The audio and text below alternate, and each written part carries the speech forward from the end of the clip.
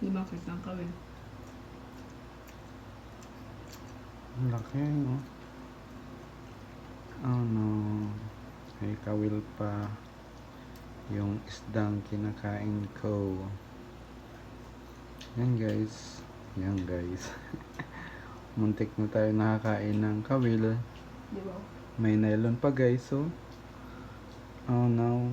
Ang sarap ng kain mo pero may kawil pala yung isda na hindi kinuha. Paano na lang kaya yung lalamunan mo dito pag ito ang nakalunok? Di ba?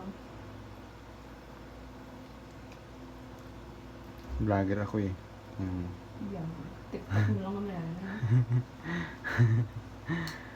Pero delikado talaga to.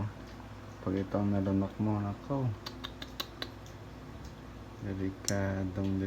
May nylon pa.